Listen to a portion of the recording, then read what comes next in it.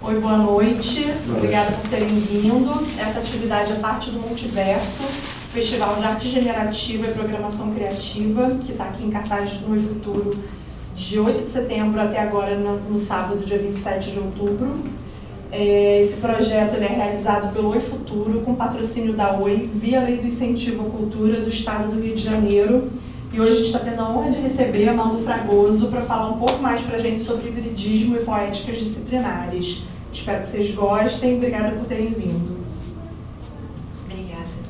Obrigada pelo convite. É uma honra estar aqui. Então, somos tantos que a gente podia até trabalhar. Oi, Ricardo, tudo bom? Podemos até conversar mais do que fazer uma palestra. Vocês são das áreas das artes? Mais ou menos. Computação, educação, não sei. Bom, eu preparei uma palestra que ela é uma aula, né? E ela é bem introdutória, um pouco do meu pensamento em cima dessas questões que são... Oi, Marlos. Que são as máquinas, a inteligência artificial, essas coisas todas que estão permeando o nosso cotidiano e que trazem pra gente uma nova perspectiva, tanto no nosso dia a dia quanto nas artes, né? Que obviamente as artes são um reflexo do nosso dia a dia. Então eu sou a Malu Fragoso, eu coordeno o Núcleo de Arte e Novos Organismos na UFRJ, é um laboratório, e coordeno junto com o Guto Nóbrega, que é um outro professor também da Escola de Belas Artes. Nós somos os únicos que trabalhamos com arte e tecnologia diretamente na Escola de Belas Artes, que é uma escola que tem 200 anos. Então, realmente é um privilégio a gente poder estar no meio daquela história toda e estar fazendo esse trabalho de projeção. Bom, um dos nossos mentores e dos nossos... Oi, Luísa. Das nossas referências é o Roy Ascott, que é um pesquisador inglês, artista, pioneiro na cibernética e na telemática.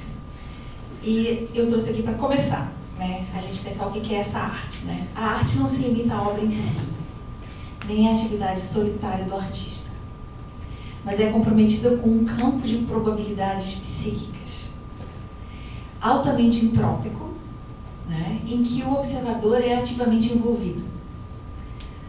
Não num ato de conclusão, no sentido de completar uma mensagem do artista, mas sim ao interrogar e interagir com o sistema, que é uma obra, para gerar um significado. Então, o Ascott nos traz essa ideia de que uma obra de arte, ela não se completa na obra em si, mas ela se torna possível a partir da pessoa que vê a obra. Cada um de nós vê uma obra de arte de uma maneira. Tem uma interpretação, uma leitura que faz parte da nossa bagagem cultural, psíquica, emocional, que é diferente de todo mundo, né? Se a gente pensar assim, no nosso laboratório a gente desenvolve essas atividades, que é a pesquisa em arte, que é teórico-prática. A gente trabalha sobre a emergência desses campos experimentais, ou seja, aquilo que surge como experimentação de naturezas híbridas, que é o nosso assunto, né? Resultantes de ações performáticas e instalações em ambientes abertos ou públicos, de sistemas telemáticos computacionais. Então, o que são sistemas telemáticos? Telemática é telecomunicação informatizada. Antigamente a telecomunicação não era informatizada, agora ela é, e tudo que a gente carrega no bolso, no nosso celular, é telemática. Então é um nome chique para dizer algo que é muito comum, né? Quais são os nossos temas? A gente trabalha com sustentabilidade em processos de do it yourself, né? Faça você mesmo. Trabalha com essa telemática ubíqua, que são as conexões possíveis a partir desses equipamentos e esses dispositivos. A comunicação invisível, que é multissensorial. O que isso quer dizer? Isso quer dizer que a gente tem interesse em coisas que acontecem a partir do conhecimento tácito, que é aquilo que não precisa se manifestar verbalmente, logicamente, né? Sistemas de naturezas híbridas que têm relações entre o artificial e o natural. Sistemas bottom-up de emergência, que são aqueles que acontecem a partir do coletivo para se definir alguma regra ou alguma situação. A robótica e a mecatrônica para leigos, nós somos artistas, então não somos nem especialistas em robótica nem em mecatrônica. A arquitetura para abrigos sensíveis, a construção de ambientes onde nós nos colocamos, que tenham capacidade de perceber a nossa presença e interagir com a nossa presença. E essa transculturalidade e sincretismo. A transculturalidade é vista como a relação entre diferentes culturas e a possibilidade de se construir uma cultura híbrida, que é uma coisa bem brasileira, que é pensar todas essas maneiras de pensar e estar dentro disso, construindo uma nova forma de pensar e o sincretismo que isso traz junto, Então, os nossos objetivos são pesquisar, projetar, desenvolver uma produção artística, teórica e prática que tenha como recursos sistemas computacionais eletrônicos. A gente mexe com isso porque a gente acredita que isso é o que está acontecendo hoje, é o que está na mão das pessoas, é o futuro das crianças, é a nossa realidade. Conceitos e modelos das ciências naturais. As ciências com as novas perspectivas da quântica, elas vêm trazendo novas maneiras de se ver as ciências naturais, a biologia, a física, a química. Então, nos interessa tentar explorar essas perspectivas. Conhecimentos e processos artísticos, óbvio, nós somos artistas. Então, a gente tem que pensar a história da arte e todos esses processos que vêm com a história da arte. E referências estéticas multiculturais, que vêm de diferentes lugares do mundo, que não é só a nossa brasileira e europeia. Quais são os nossos grandes desafios? Produzir uma poética e entender a poética como uma seleção, uma opção de recursos que a gente aplica no nosso fazer artístico. Que seja sensível, que tenha um enfoque em questões estéticas contemporâneas, que a gente não esteja acrônico, pensando em coisas apenas do passado, e que integram arte, design, ciência e tecnologia. Então, esses são elementos fundamentais para o trabalho. Buscar uma estésis, que é essa sensação, reinventada a partir dessa coerência sistêmica e poética, ou seja, é uma composição de elementos, onde a percepção pode ir além dos sentidos, pode ir além daquilo que a gente vê dos nossos 5 sentidos, mas que possa trazer uma conscientização dos fenômenos que acontecem a partir dessa conjunção. São aqueles sentimentos que a gente tem quando a gente vê uma obra, a gente escuta uma música, ou que a gente vai ao teatro, vai ver um filme, e que aquilo traz pra gente uma memória, traz pra gente uma sensação que está para além daquilo que a gente está vendo. É algo que está para um processo de conscientização e não apenas da sensação, E que essa conscientização desses fenômenos expressam um sincretismo e um hibridismo na nossa vida contemporânea. Então, isso é realmente um grande desafio. E, para isso, a gente tem vários problemas. Com quais linguagens? Gravura, pintura, escultura, vídeo, foto, enfim, quais seriam as linguagens? E os recursos conceituais e os modelos que podem nos auxiliar a criar essas poéticas. Com toda essa bagagem cultural que a gente tem nas artes, o que a gente vai utilizar disso? Para transformar isso num conjunto de elementos que possa nos dar essa potência de uma nova conscientização a partir dos elementos que a gente vive hoje, Que não se percam no vazio das aparências. A gente tem muita aparência na arte, porque é uma arte dos sentidos. Mas se a gente quer ir além desses sentidos, a gente tem que passar esse vazio das aparências. Isso é um desafio para todo artista. E de que forma construir sistemas poéticos, ou seja, essas composições, que propiciam a emergência dos fenômenos híbridos, integrados e hiperorgânicos. Como que a gente compõe com esses elementos? Para que esse hibridismo possa acontecer realmente e não seja apenas uma maneira de colocar coisas lado a lado. Que elas possam acontecer no sincretismo. Ou seja, que possa ser gerada alguma sensação, alguma percepção do nosso mundo para além desses elementos. Para isso eu gosto de falar para os meus alunos a teoria da caipirinha. A teoria da caipirinha explica o que é a diferença entre transcultural, multicultural e intercultural. Ou seja, qual é a diferença entre você ter um sistema que seja de colocar coisas lado a lado, ou seja, para você fazer uma caipirinha, a primeira coisa que você tem que fazer é separar os ingredientes. Aí você vai pegar o açúcar, o gelo, o limão e a cachaça, você vai botar cada um do lado do outro.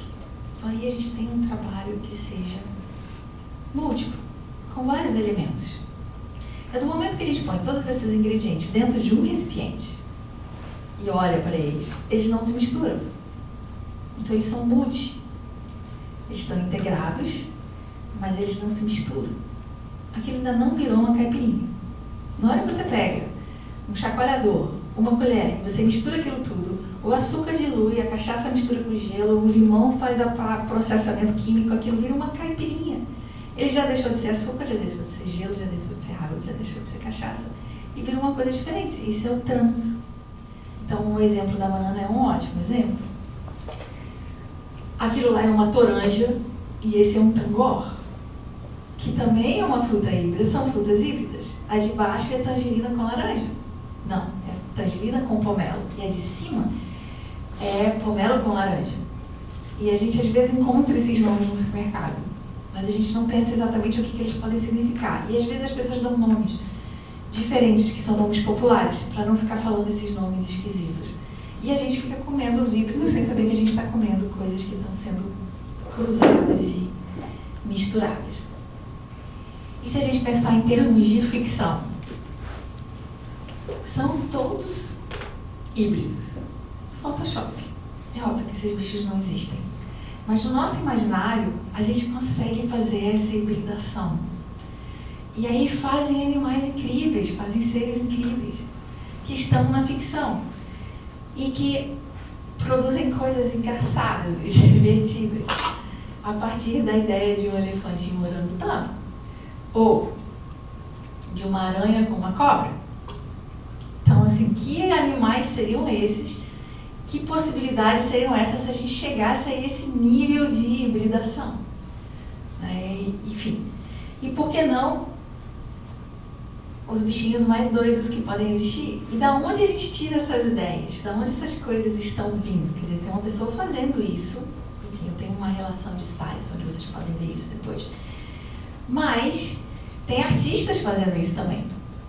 Então esse aqui é um artista australiano, que ela mistura cachorro com humanos. Ela deve detestar essas pessoas, né, para poder dar a ela desse tipo de aparência. Mas ela se diverte com essas criações escultóricas, são esculturas das mais estranhas possíveis. Mas pessoas que estão pensando essa ideia de misturar a partir da materialidade delas, né?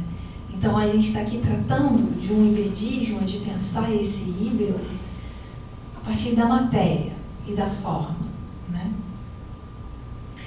E por que não Spock? Aí a gente assistiu pouco tempo atrás, há 2 semanas atrás, eu estava em Brasília no encontro de arte e tecnologia. E depois de assistir vários dias de encontro, eu cheguei à conclusão que eu estou ficando velha. E que a maioria das pessoas está ficando velha nesse encontro. E que nossas referências são todas velhas, porque apareceu uma geração nova de pesquisadores e artistas com referências completamente inovadoras. Coisas que eu não conhecia e eu achei isso incrível, porque a gente realmente se torna o nosso tempo, né? A gente representa. Então não tem como eu falar de uma coisa que eu não sou, eu só posso falar daquilo que eu vivi. Então para mim Spock é um híbrido, né? Poxa, e por que não também essa referência? Aonde que essas ideias, desde 1970, que essas ideias estão sendo colocadas na minha cabeça? E de repente não são mais referências para as pessoas jovens de hoje, mas para mim, quando eu pensava em um ser híbrido ou alguma coisa misturando máquina e animal e humano, essas eram as minhas referências. E na época até diziam que a NASA patrocinava ou estimulava esse tipo de filme, como aqueles Homens de Preto e coisas assim, porque eles estavam fazendo pesquisas de extraterrestres e que eles estariam aqui o mais rápido do que a gente imaginava, e a gente tinha que se acostumar com essas imagens, com esses seres malucos, né? Então era essa a ideia que a gente tinha. Mas será mesmo que essa é a nossa evolução?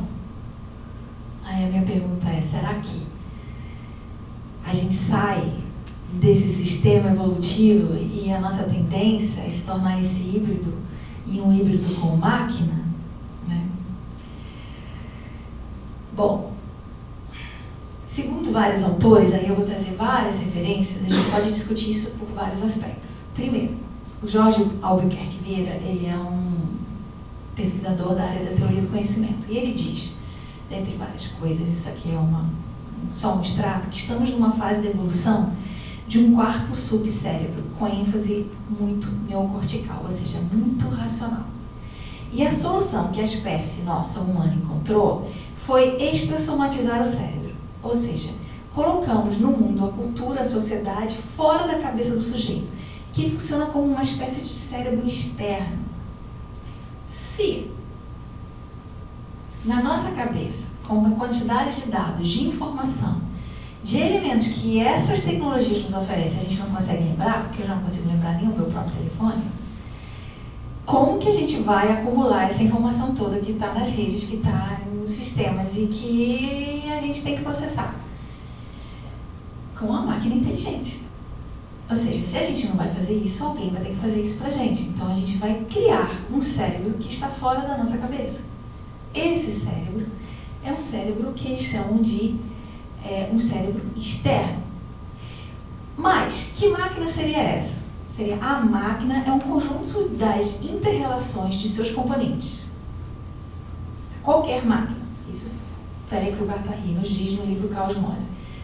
Qualquer máquina é um conjunto dessas inter-relações de seus componentes. Ou seja, o corpo é uma máquina.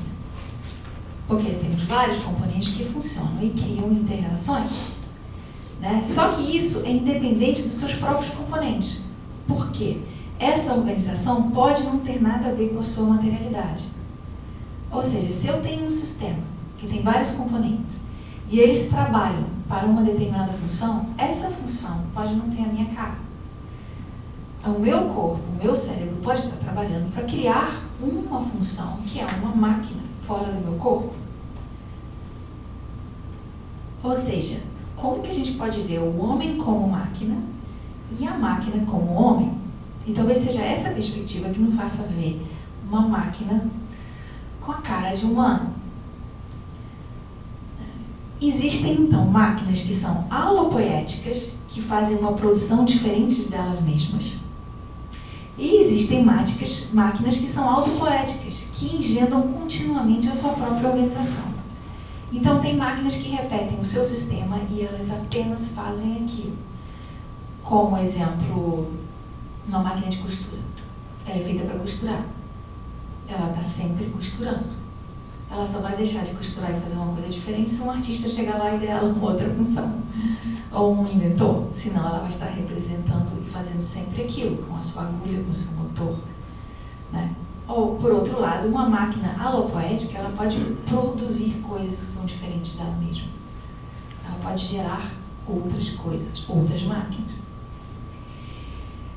Guattari também fala que é no cruzamento desses universos maquínicos, diferentes máquinas com diferentes funções, que são heterogêneos, de dimensões diferentes, de texturas ontológicas estranhas, com inovações radicais, ou seja, onde elas se permitem fazer algo completamente diferente, que são sinais de maquinismos e sinais de maquinismos ancestrais. Isso é uma parte que me interessa muito, porque eu estudo muito culturas ancestrais nessa nova reconfiguração desse nosso mundo contemporâneo. Outrora esquecidos e depois reativados, que singularizam o movimento da história, ou seja, as máquinas de hoje, com a função delas, no conjunto delas, trazendo conhecimentos que já existiam, sendo reorganizados para o nosso mundo, é que definem o que acontece na nossa história. É que definem o nosso contemporâneo, é que nos dizem que história é essa que a gente está construindo. Isso sem questionar a veracidade da história, tá, gente? Partindo do princípio, que é o que é.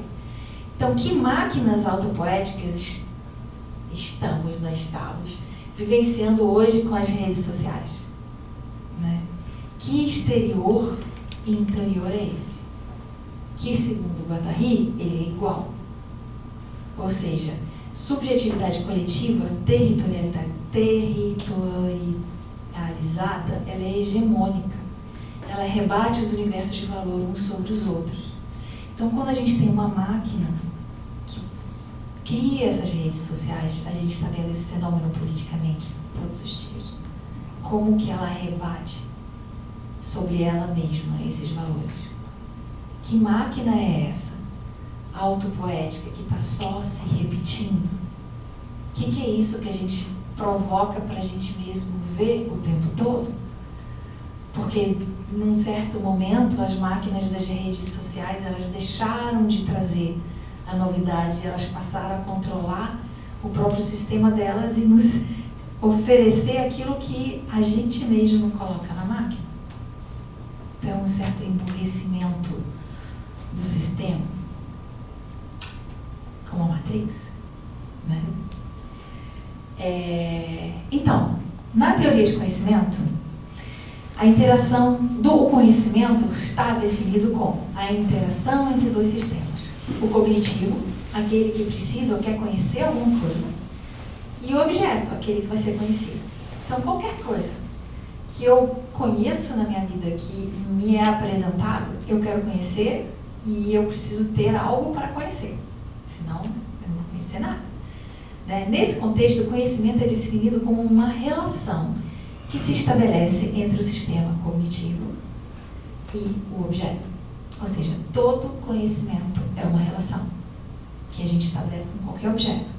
Se eu não percebo esse objeto, eu jamais vou conhecê-lo. E isso acontece muito, da gente passar por coisas e não percebê-las, né? Então, como que essas máquinas desenvolvem esse conhecimento? Então, tem um conceito de machine learning, que é a aprendizagem de máquina, que consiste na capacidade de redes neurais aprender a tomar decisões e classificá-las. Então, as máquinas estabelecem relações e criam essas redes neurais que foram criadas para elas, e são essas relações que oferecem a elas a capacidade de decidir. Máquinas que possuírem uma capacidade maior que os humanos em analisar os dados e propor insights para ações determinadas, certamente podem ensinar algo para nós.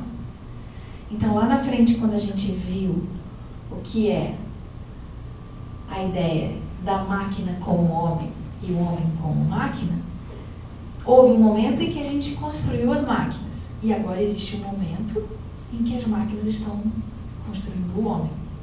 Elas são responsáveis por boa parte daquilo que a gente vai passar a conhecer e a entender, a partir desse sistema. O que seria a inteligência artificial dentro desse sistema? Seria um ramo específico da ciência, da computação, que possibilita a automação de processos, o funcionamento de dispositivos e interações de forma a simular a capacidade humana de raciocinar, de perceber, de aprender, de tomar decisões e resolver problemas. São sistemas, máquinas e dispositivos que sejam inteligentes. Então, essa inteligência está diretamente relacionada com as redes. Sem que haja associações, ela não consegue se tornar inteligente. Mas se a gente pega desde um bebê, quando nasce, e como que ele aprende o mundo em volta deles, sempre por processos de associações. Então, é isso que é repetido nas máquinas. E aí temos um modelo imaginário, subjetivo do homem em relação a essas máquinas que podem ser pensadas como homem, que vem desde 1927, Metrópolis, até as diversas obras de ficção que a gente tem, que são fantásticas essas imagens e essas criações, cada uma com seu grau de complexidade e adaptada para o momento contemporâneo em que ela foi criada. Então, cada uma tem traz uma nova perspectiva do que essas máquinas são capazes de fazer. Sendo que ela também parte de uma imagem antropomórfica, ou seja, de criar uma máquina que tem a imagem do homem. E isso a gente pode estar relacionando com o que eles chamam da cena antropocena, onde o homem é o centro do universo e desde que ele passou a transformar a natureza e o ambiente em que ele vive, ele vai construindo esse universo à medida do seu olhar, à medida da sua imagem e transformando isso, né? Só que também existe a possibilidade de uma inteligência invisível, aquela que não tem a forma humana e aquela que pode atuar em diferentes maneiras, em diferentes espaços, em diferentes formas, em diferentes organismos. Então você tem os grandes computadores, como o HAL, no Odisseia no Espaço, como ela, no filme em que ele se apaixona pela inteligência artificial no computador, que não tem forma, né? Ela não aparece. Ela aparece em algum momento do filme, mas ela supostamente não tem essa forma. E onde que essa inteligência artificial está atuando hoje? Quer dizer, isso tudo parece ficção, mas ela já atua na agricultura, na gestão de recursos naturais e meio ambiente, na arquitetura e design, na arte, por isso que eu botei bem grande, na astronomia, na exploração espacial, nas tecnologias assistenciais, em bancos, finanças e investimentos, bioinformática, negócios e manufatura, ficção, poesia, contação de histórias e escrita mecânica, ciências da terra e atmosféricas, filtragem de engenharia, detecção, enfim. A inteligência artificial está do nosso lado. E ela já está transformando todos esses ambientes. E esses ambientes estão transformando a nossa percepção do mundo. Bom, como que essa percepção vem sendo transformada e como que a gente pode acompanhar isso? Então eu gosto muito do Sérgio Basbaum, que ele tem um trabalho sobre sinestesia e percepção digital, onde ele diz que da Grécia, né, os hábitos perceptivos ocidentais, eles operaram segundo uma relação sinestésica com a realidade. As nossas percepções a partir dos nossos sentidos, né? A cultura do século XIX separou os sentidos. E a arte moderna sustentou-se nessa lógica. Então a gente tinha todo um trabalho de construir uma perspectiva a partir do olhar, do nosso aparato visual, como que a gente vê o mundo, como que a gente percebe esse mundo, como a gente representa esse mundo. E todos esses elementos que partem dos nossos sentidos, eles constroem essa nossa percepção da realidade, né? E a arte moderna, ela sustentou isso. Todo o século XIX foi em cima dessa percepção, os impressionistas, os expressionistas, o cubismo, tudo era dentro dos sentidos. Mas a cultura digital contemporânea parece retornar a modelos sinestésicos de percepção, modelos que estão pré-sentidos.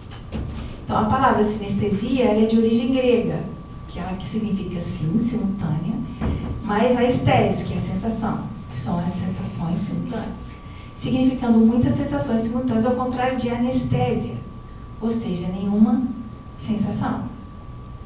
Só que essas sensações, elas não estão ligadas apenas aos nossos sentidos. Elas estão ligadas a outros elementos. Como que a gente preenche o vazio da máquina a partir dessas sensações sinestésicas? Ou seja, se a máquina ela consegue ter um sensor, uma câmera para ver, ou ela consegue perceber textura, ou ela consegue perceber algum elemento que lhe dê a sensação de cheiro, ou ela consegue, com microfones, perceber a frequência dos áudios e transformar isso em sensações, ou representar isso como um humano, como que fica essa relação sinestésica da máquina? Como que a gente vai entender que essa máquina pode ter isso? Ou será que ela pode ou não pode? Como que a gente incorpora isso num sistema maquínico que parece ser inevitável, né? A gente acredita que seria pelas redes, pelas relações, pelos sistemas e pelas experiências. Jorge Albuquerque Vieira nos diz que a arte, com todos os tipos de conhecimento e formas de conhecimento, é uma estratégia evolutiva e adaptativa da espécie humana, de toda a espécie viva também. Não só nós, todas as coisas vivas recorrem a algum critério artístico para poder sobreviver. Eu diria que recorrem a algum critério estético, que é diferente do artístico, porque a arte ela já é um sistema construído pelo homem. E eu não acho que abelhas, flores, insetos, enfim, pássaros, eles fazem arte. Mas certamente eles criam algum sistema estético para sobreviver. Seja pela cor, para atrair outros insetos. Seja pelo cheiro, para se defender de outros bichos. Seja pela forma em que o corpo se constrói evolutivamente. Então existe todo um universo de construção estética de todos os seres vivos para sobreviver. E nós chamamos isso de arte porque nós organizamos isso de alguma maneira. Nós criamos conceitos que fazem parte do nosso neocórtex racional. E nós organizamos esses conceitos em categorias, em ordens, em modelos. E esses modelos são o que a gente chama de arte, para a gente poder se comunicar a partir desse nosso raciocínio. Mas os outros animais ou as outras espécies vivas, orgânicas, fazem isso nas suas maneiras. E não é a nossa. Então, o Ascot, que aí é bom ter a carinha dele para vocês conhecerem, ele fala, aqui tem vários slides em inglês, eu vou traduzir, porque isso são dele mesmo, ele que coloca, escreve assim. Ele diz que a arte se tornou uma forma de entretenimento, algo que provê efeitos especiais, um veículo de investimento financeiro e ilustrações científicas, que para ele a arte poderia prover caminhos para novas formas de percepção e acesso para novos níveis de consciência. Então ele vê a arte moderna como um processo em que ficou preso nos sentidos, ficou presa na forma, ficou presa nessa construção de realidade. E que essas construções de realidade, esses sistemas artísticos, perderam um pouco a sua essência. E uma essência que vem de uma ancestralidade nossa, né? Então, ele acha que a arte pode criar pensamentos e ações criativas associativas, que pode compor, ao contrário de dogmas políticos, ela pode propor um sincretismo. Ela pode prover a emergência de seus seres múltiplos. Ela pode legitimar a subjetividade na ciência. E ela pode liberar ou libertar inibições espirituais, que são elementos que compunham esse fazer artístico ancestralmente, enquanto a arte não se separava das ciências e não se separava do dia a dia do ser humano. Então, ele criou esse conceito, que chama-se moist media, que seria mídia úmida. E ela emerge da confluência entre o silicone, que é o sistema seco computacional, e os processos biológicos úmidos, para produzir substratos de trabalhos criativos que consistem em bits, em átomos, em neurônios e genes. Essa moist media é uma teoria, que é uma proposta de uma teoria, né? Ele faz questão de dizer que não é bem uma teoria, que propõe o imaterial que possa gerar o material, que o fluido e a fluidez e o fluxo que são características das coisas úmidas, possam fluir, possam sair. Proceed from the fluidity, sai da fluidez inerente da consciência da nossa cabeça.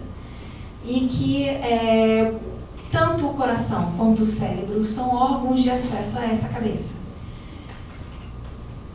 Ele nos diz que existe uma tecnoética, que é um princípio ético a partir dessa confluência tecnológica com o ser humano, que é uma convergência dos campos da prática que procuram explorar a consciência e a conectividade através do digital, do telemático, do químico e dos sentidos espirituais, abraçando tanto a interatividade quanto tantas tecnologias de interatividade ou de interação como as psicoativas.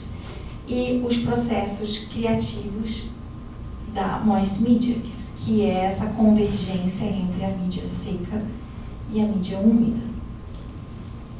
Como que ele compara esses momentos?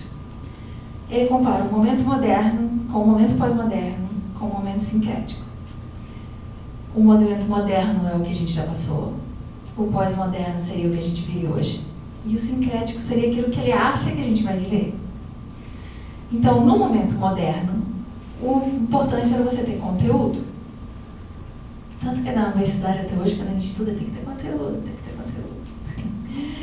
No pós-moderno, a gente tem que ter contexto. Onde que esse conteúdo se insere? E no futuro, ele teria um campo que não seria apenas um contexto, mas uma expansão desse contexto. Né? No moderno, a gente está preocupado com o objeto. No pós-moderno, a gente estaria preocupado com o processo desse objeto. E no sincrético, seria o fluxo desse sistema ou dessa coisa que a gente vai criar. Que no moderno, a gente estava preocupado em criar uma perspectiva, uma forma de ver a partir dos nossos sentidos, uma representação desse ver. Já no pós-moderno, a gente está preocupado com a imersão nesses sistemas.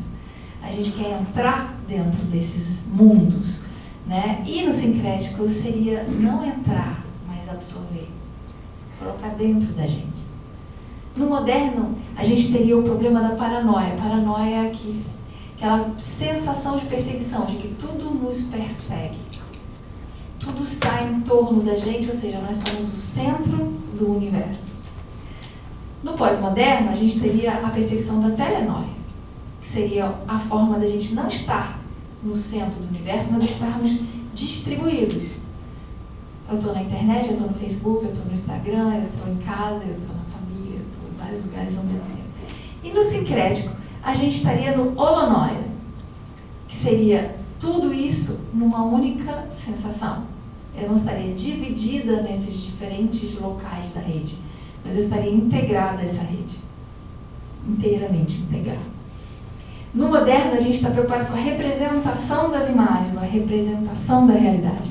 No pós-moderno, seria a construção dessa realidade, com todas as tecnologias que a gente tem, né? E no sincrético, a gente faria a semeadura da realidade. A gente estaria deixando ela brotar, que tem a ver com o sistema bottom-up. No moderno, a gente tem uma noção de natureza. No pós-moderno, a gente tem uma noção do que é vida artificial. E no sincrético, a gente teria a noção do que é o hibridismo, que é isso mais ou menos que a gente está tentando tratar aqui. Né? E, por fim, no moderno, existia uma preocupação com o comportamento da forma. Todos os movimentos modernistas tratam do comportamento e da expressão e representação dessa forma. No pós-moderno, a gente estaria preocupado com a forma de comportamento. Como a gente se comporta dentro da forma. Né? Que comportamento essas formas têm.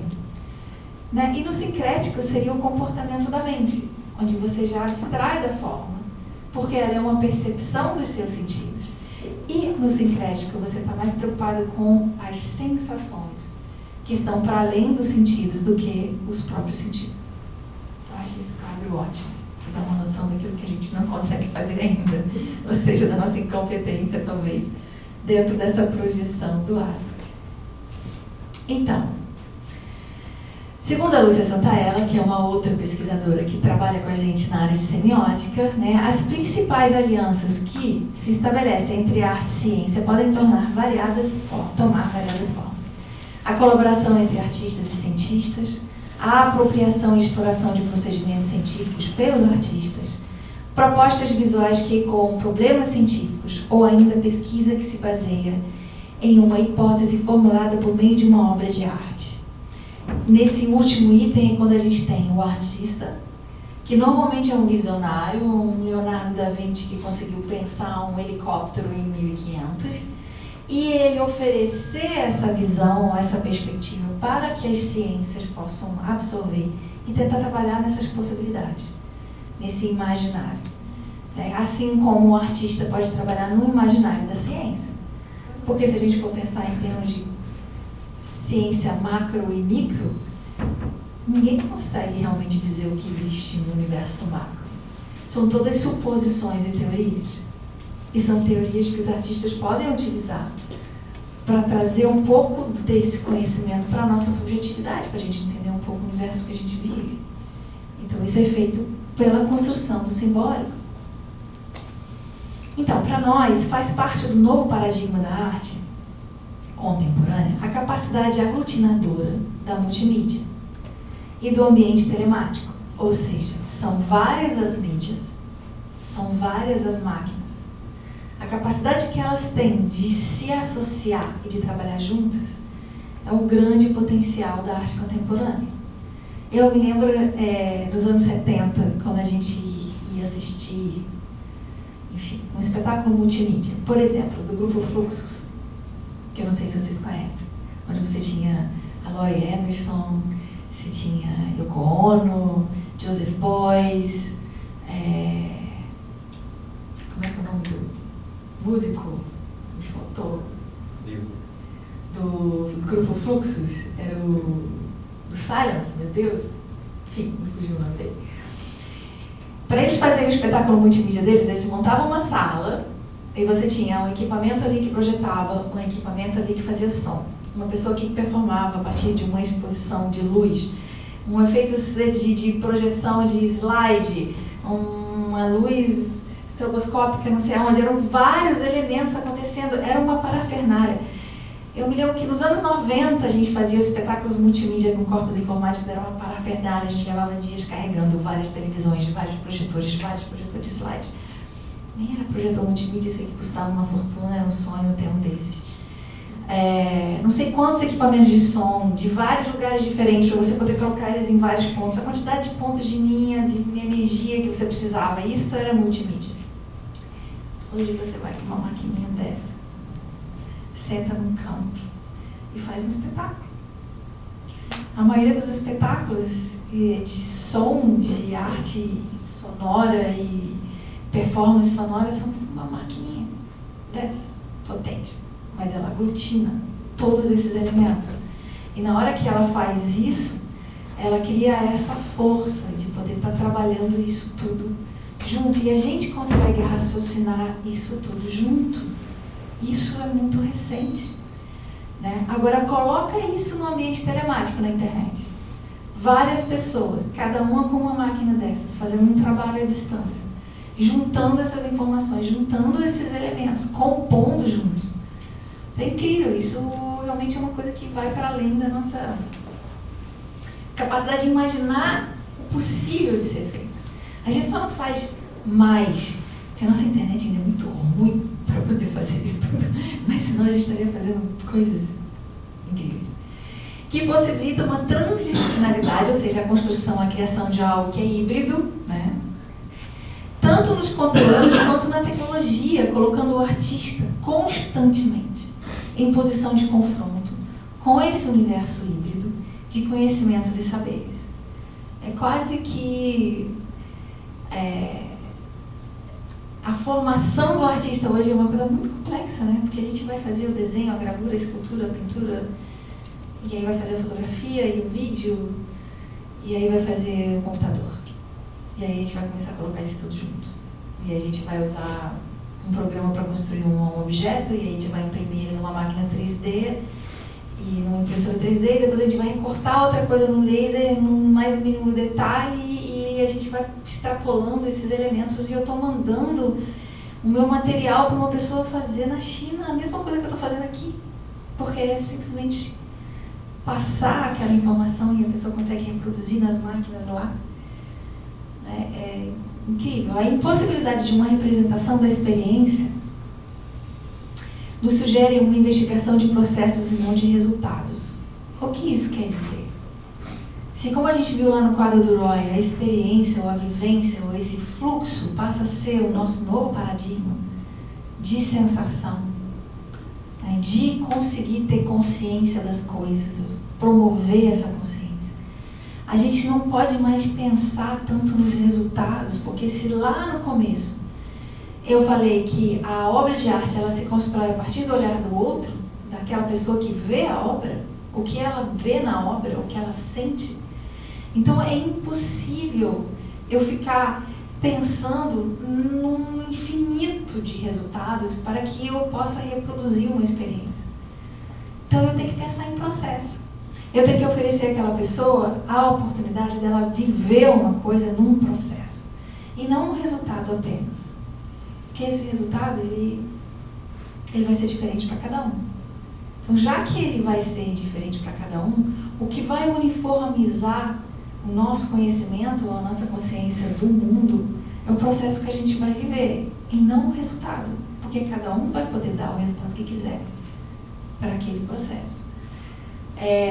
Enfim, a efemeridade, a virtualidade, a mobilidade, a fluidez, dentre outras características da produção artística, conjugada com as singularidades de cada fruidor, de cada um de nós, né, dão significado ou potencial explorado pelos artistas.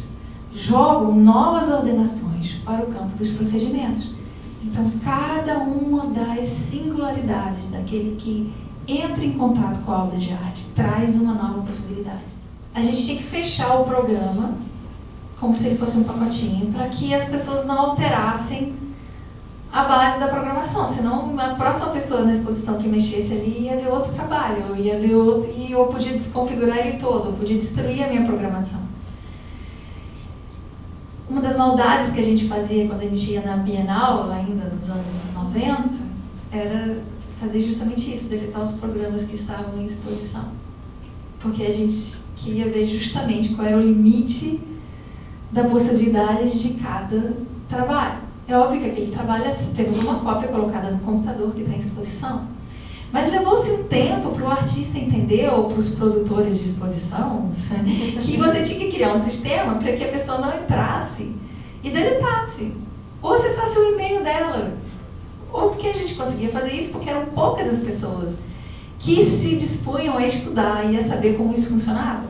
Então eles achavam que o público em geral não ia saber fazer. Então eles botavam em aberto.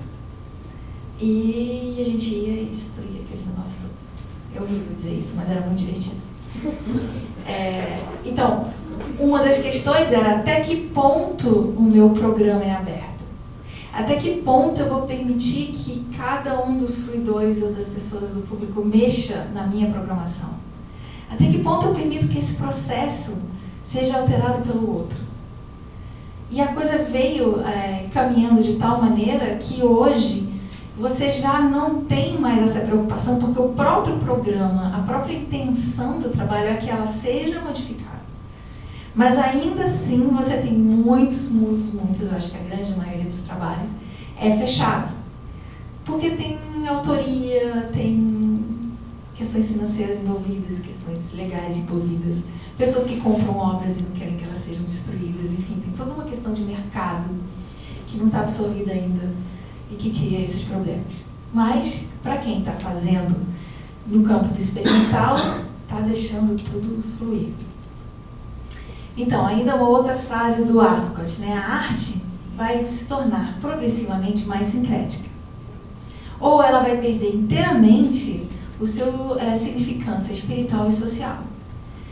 A mente está, em várias maneiras, ultrapassando ou crescendo, outgrowing, né? Crescendo para além do corpo e do sentido do self, e se tornando múltipla. Ele diz que nós estamos em um constante estado de devir, de ser alguma coisa. Não como um todo, mas como um múltiplo, né? Não como um, mas como muitos. O fato é que nós não somos mais organismos singulares do self.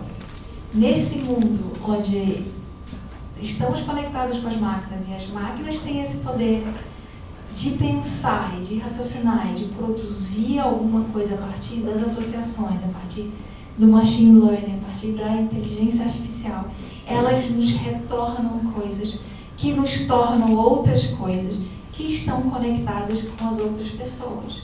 Então, de alguma maneira, nós vamos nos tornando seres muito múltiplos.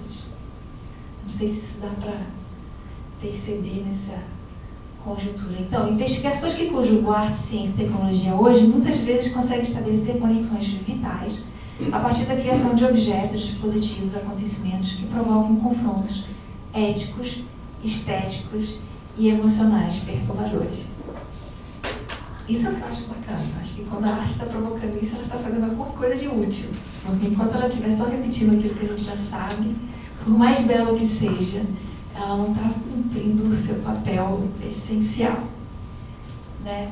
Aí eu vou mostrar um pouquinho do que a gente faz no laboratório, que é muito pouquinho, porque não é o objetivo aqui hoje é ficar falando sobre o nano, mas sobre a hibridação e como a gente pensa a questão da hibridação no nosso laboratório e na nossa prática artística. Então, a hibridação, da forma como a gente entende, e isso é um diálogo entre o meu trabalho e o trabalho do Guto Nóbrega e daqueles que trabalham com a gente, inclusive o Marcos. Tá?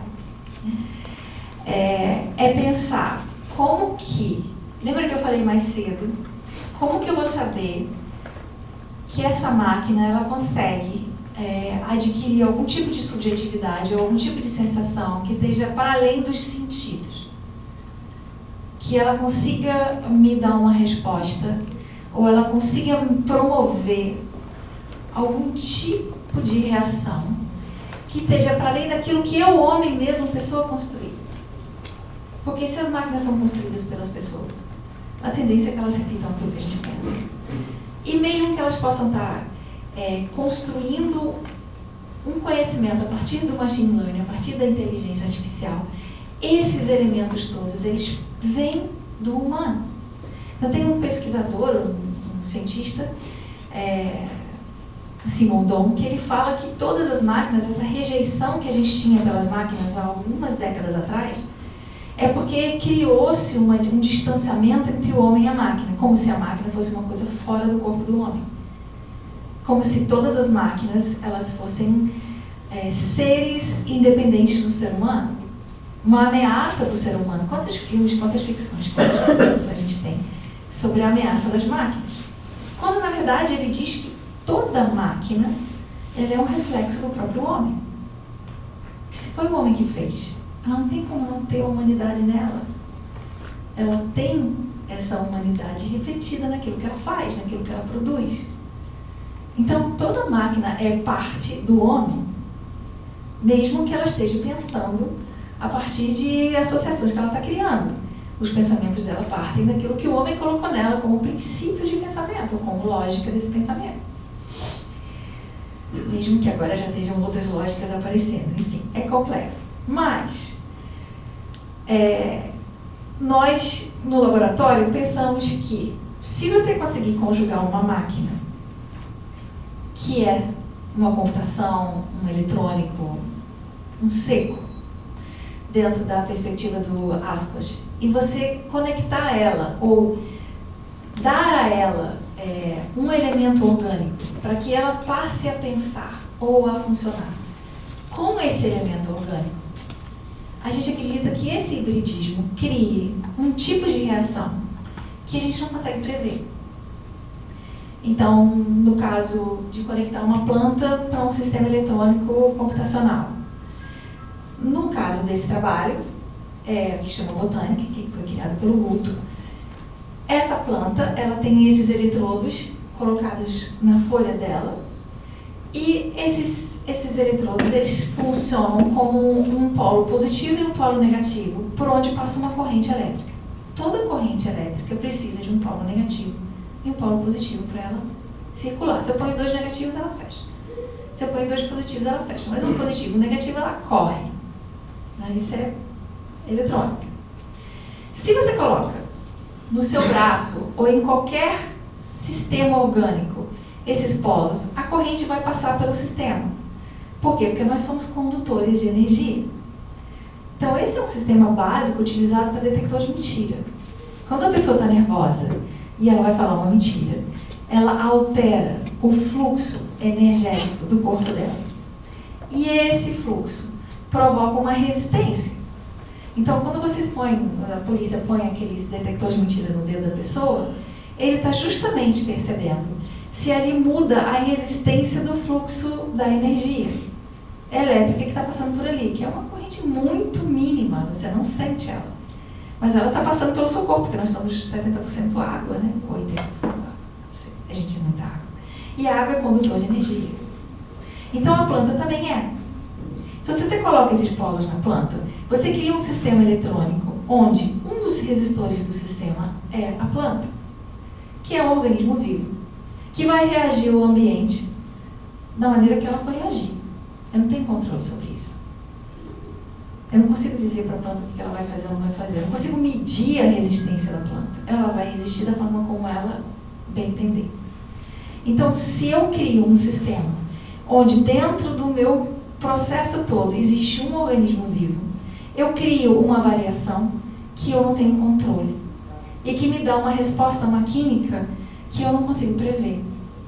Que é claro que a gente está trabalhando num nível muito singelo de experimentações dentro do nosso campo de pesquisa.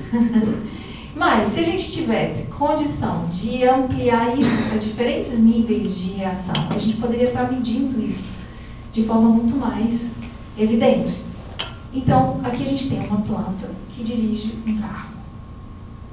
E ela dirige esse carro, ela movimenta esse carro a partir das reações dela na interação com as pessoas que estão próximas a ela. Então, dependendo da sua aproximação, da sua respiração perto dela, da iluminação que acontece ali, da umidade do ar, enfim, são vários elementos que a planta percebe. E a gente hoje sabe que ela percebe porque a gente já fez isso um monte de vezes. E ela reage às coisas mais sutis. Então, no momento que ela começa a reagir, ela começa a andar com aquele carrinho, que tem um sensor que percebe a reação dela em números, e esses números são passados por um pequeno processador, que é um Arduino. Esse Arduino manda para o motorzinho, o motorzinho roda, e a planta gira para a direita e para a esquerda. E você não sabe para onde ela vai, porque é a reação dela que vai provocar esse movimento. Então, quando a gente pensa nessas possibilidades de máquinas que estão nos dando um feedback do mundo, a gente tem que pensar também que máquinas são essas que a gente vai criar e que sistemas híbridos são esses que a gente quer, que nos deem as respostas que nos interessam. Talvez não me interessem respostas relativas a determinados ambientes ou determinadas situações, mas talvez me interessem muito respostas relacionadas ao vento, ou à incidência solar, ou à temperatura dos ambientes, e respostas essas que podem criar dentro da minha casa um ambiente mais agradável. Então, são máquinas que têm que estar relacionadas com elementos orgânicos, porque nós somos orgânicos, e porque nós queremos viver num mundo orgânico. Então, as experiências que a gente tenta trazer, elas têm essa característica de criar híbridos entre objetos artificiais e naturais, para que esses objetos naturais possam interferir nos sistemas e que esses sistemas possam vir a reproduzir ou a nos oferecer informações que estão para além daquilo que a gente pode prever. Eu quero entender aquilo que eu não sei. E eu não quero ficar reproduzindo aquilo que eu consigo dominar. Então, por exemplo, esse é o Hyperbot, é um sensor, é um sistema, né, um robozinho, na verdade, que tem vários sensores e ele é colocado em terrários, em ambientes externos, e ele vai transmitir para a gente temperatura do ambiente, temperatura do solo, umidade do solo, incidência de luz, enfim, vários elementos que vão nos dar essas informações em números, de forma muito simplificada, e essas informações a gente traduz em elementos visuais, em elementos sonoros. Ou seja, eu consigo, se eu fizer um exercício de escuta, a partir de sons que eu defino para variações do meu ambiente, eu posso ouvir o que está acontecendo lá fora. Em vez de abrir a minha janela para saber se está fazendo sol, se está chovendo, se está frio, se está quente, eu posso ouvir isso, se eu quiser. Eu posso trabalhar formas diferentes para os meus sentidos perceberem ambientes ou situações ou elementos invisíveis e que me dão uma noção do ambiente diferente. Então eu posso perceber às vezes coisas que se eu abrir a minha janela eu não vou ver, mas que pelo som ele está me dizendo se está mais quente, se está mais frio, se está mais úmido, se está mais seco. Como estabelecer essas relações? E aí a gente vai vendo a potência da arte nisso, porque ela pode criar infinitas formas ou estruturas de sensações, de percepção, que vão nos relacionar com o ambiente, sem que a gente tenha que estar representando esse ambiente, né? Que são elementos invisíveis. Como representar o invisível, né? São interpretações muito pessoais. Esse é o trabalho Telebiosfera, onde você tem ali uma versão antiga desse hiperbot. Eu gosto muito desse trabalho na versão antiga, tem uma versão nova, mas eu gosto da antiga mais.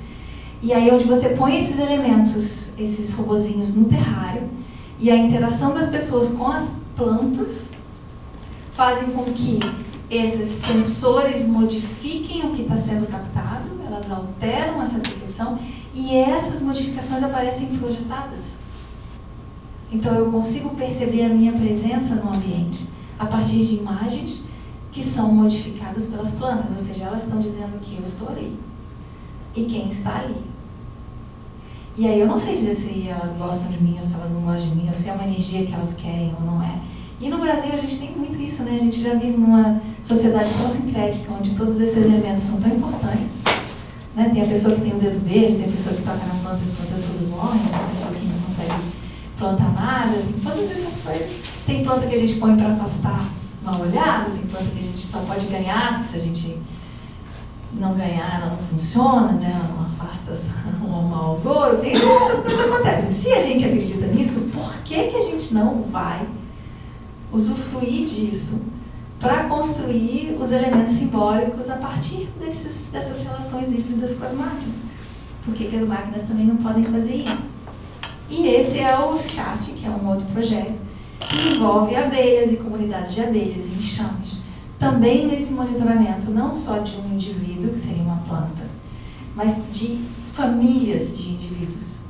E a ideia é tentar se aproximar um pouco desse comportamento social que vem dos insetos, e que é inteligentíssimo e que tem características as mais diversas, e a gente poder estar trabalhando com isso e a percepção disso nos nossos ambientes, como que a gente traz isso para a gente. Então são tantas as possibilidades que, por acaso, são abelhas e são construindo os sistemas para poder fazer o monitoramento das abelhas e expondo isso de forma que as pessoas possam tentar perceber um pouco do que é ser uma abelha, do que é viver esse ambiente, do que é estar dentro desse ambiente. Tentar reproduzir esse ambiente em locais remotos, né, que são um trabalho que vai levar anos até a gente conseguir chegar a boas soluções. E uma das coisas que a gente faz também no laboratório é criar esse evento, que é um laboratório aberto, que é o Hiperorgânicos, onde a gente, uma vez por ano, convida as pessoas para participar disso. Você viu que você falou? Então, é um espaço onde a gente não leva obras prontas, a gente leva processos. As pessoas levam as suas experiências, elas propõem as suas ideias e elas experimentam com o público. Então, o público não vai lá para ver um trabalho pronto, ele vai lá para ver uma coisa que está em processo. Ele vai lá para experimentar uma coisa como um laboratório. E a gente vai trocar, os artistas que estão lá, eles trocam as ideias, eles trocam experiências, a gente constrói coisas. E à medida que isso é feito conectado em rede, que a gente cria uma rede local, a gente promove isso que a gente chama de um hiperorganismo, que são as pessoas, os seus sistemas, as suas máquinas conectadas, criando um universo coletivo. E por isso chama-se o Hiperorgânicos. Aqui tem várias referências de onde eu tirei, e é isso. Essa é a ideia. Obrigada. Eu tenho. Opa. Sou Ernesto, tudo bem? Artista plástico, meio doido também. Me ajuda, que a gente estaria muito. Só para beber, Também, né? não posso esticar muito. Tá. E você falou. Não, de todo mundo tem um pouquinho Muito maluco, doida. né? Sei lá. E como é que faz para participar dessa comunidade aí, que já que a gente é artista, quer experimentar e quer. E aí participa e. Aí você faz- pode mandar uma mensagem pra gente e a gente pode te convidar para discutir, para os nossos encontros. Legal. pra E tem como nós- visitar o laboratório de vocês Tem. também? É no fundão. Sem problema. Tá bom. O fundão é a nossa casa. É no fundão. Legal. A gente está num espaço super bacana e a gente está lá a semana toda. É legal combinar, porque a gente faz mil outras coisas da aula, Não, faz sim, muitas claro. coisas, então é bom combinar para você não chegar lá e não encontrar Sim, ninguém. sim. Mas normalmente quartas e quintas são os dias onde a gente está mais, tem mais concentração de pessoas, de estudantes, de pesquisadores. E vocês têm algum tipo de trabalho de mestrado, alguma coisa que você possa fazer um pós lá com vocês, ou coisa parecida? Existe, a gente está vinculado ao programa de pós-graduação da EBA, para uma linha que chama Poéticas Interdisciplinares. Isso é legal, né? E eu oriento nessa linha e o Guto também. Bom saber Então, que você é orientadora, né? Sou orientadora. Bom Sou saber, né? orientadora. Pô, legal. Mas entra no site, Vou da entrar. EBA e Vou entrar sim, a gente já fez alguns cursos lá no Fundão, tem o Cláudio que é da INSP lá e que ele trabalha na área de tecnologia também. E é um professor que joga as caretas nas pessoas, assim, não sei se você esse conhece é bom. ele. É bem legal. Mais alguém tem alguma pergunta? Então vamos finalizar de dar foto todo mundo junto aqui em cima do palco.